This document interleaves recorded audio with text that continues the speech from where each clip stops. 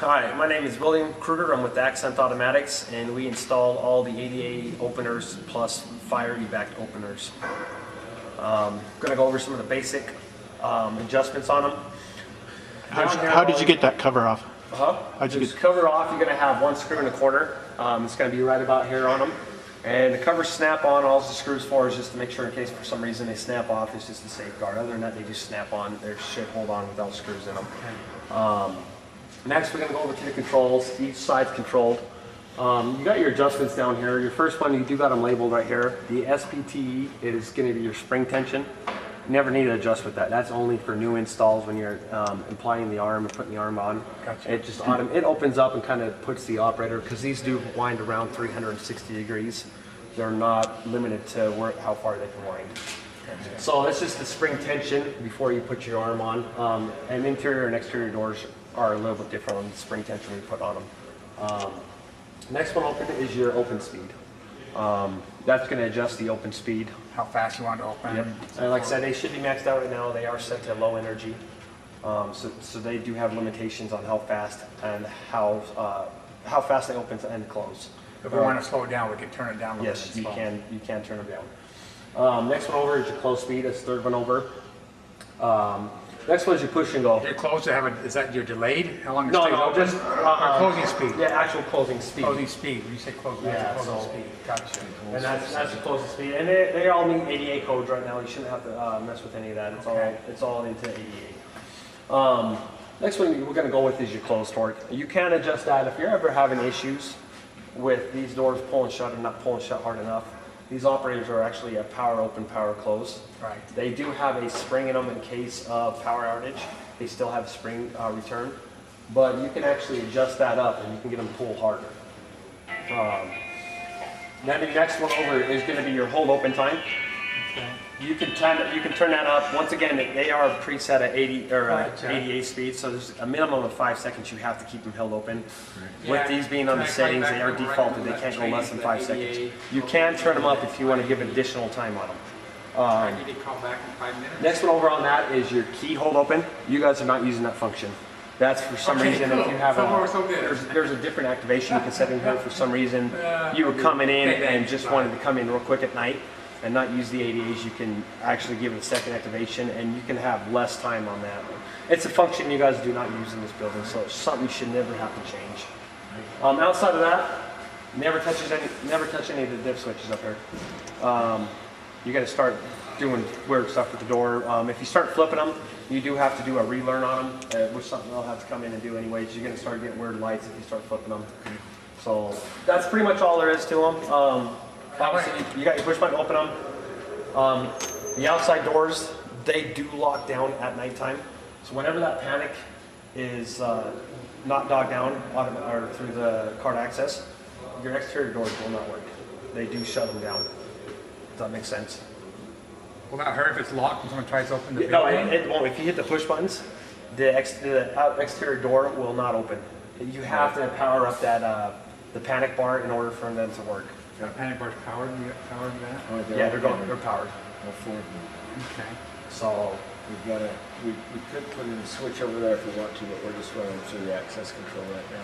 yeah, that pretty much sums it up. There's not a lot to them. Anything? What about the fire and the doors opening? And that? Okay, during fire, when they get a command from the fire, all these doors will swing wide open.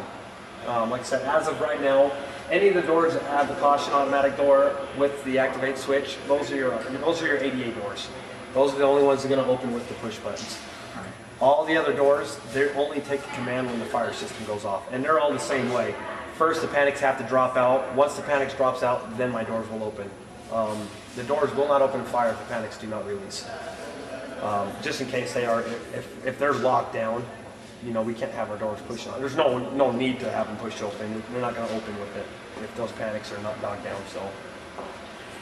So if they were a fire after hours and that's dogged down position, these won't open?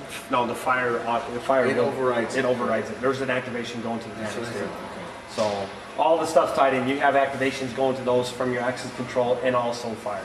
I don't know if the fire key's still in over there. I can jump them out and show you guys. You guys got fire key? No, they're not. Okay. That pretty much sums it up. I don't know if there's any other questions. How about the hold on? Maybe missed it. How about if I want to adjust it, just stay open 3 seconds or 4 seconds? Oh, okay. Well, they're a minimum of 5 seconds right now, and that's the hold open right there. It's Hold the open. second, yeah, it's the HOT. That's hold open. Hold open time is what it stands for. Just turn that up a little bit, and it goes from 5 to 30 seconds. Is the max on them. So I mean, you barely turn it, you're gonna get a couple extra seconds. So best way to do it if you're doing that, just turn it a little bit. You know, hit the button and see if you like to hold open time. If you want to. That's what we're talking about, those two doors over there. Yeah, yeah. The rest of these, they're keep them all the way down. The way I've got these set, as soon as the fire command goes away, they close. Yeah, they shut off as soon as they go down. So. Yeah, what are you talking about? The handicap? Yeah, handicap. I mean, it's just, the pod's is controlled. Obviously, everything is. This operator can mount over there, or it can be a pull arm. So my controls basically just upside down. You can see the pot there. The other ones are up there on top. The controls are sitting upside down in there. So. What brand are these? They are they're called an SW200i. How long is the warranty? What kind of warranty do they have with it? They're most likely 1 year. I'll have to double check in my office. Standard's 1 year. They can buy extended warranties. I don't know what was purchased with it, with the job. I'd have to look into that. Maintenance. What do you have to do maintenance? Nothing for maintenance? Nothing? Don't ever spray any lube up there. I will. If I get here and there's lube up there, you'll probably get an air full to me. So there's no field maintenance at all? No field maintenance at all. So they're a great operator. These operators are actually designed for hurricanes. They're designed to shut and close and up to 70 mile an hour wind depth. You won't get the slamming. I don't know if you have other operators there, where if you have real bad stack pressure, sometimes the doors and stuff. That's that closing force I told you. If the stack pressure is too much, you can adjust them so they close harder. Other stack pressure issues you have is sometimes you get opposite stack pressure, you know, the doors can slam and shut. These, you can't really get them to, they're adjusted to close at a certain speed, and that's what they're closing at. You can get on the other side and push them, and they're not going to move. Okay. So, they're a real good operator. You guys be happy with them. It's fun to see that. Other questions, Dave? You got anything else?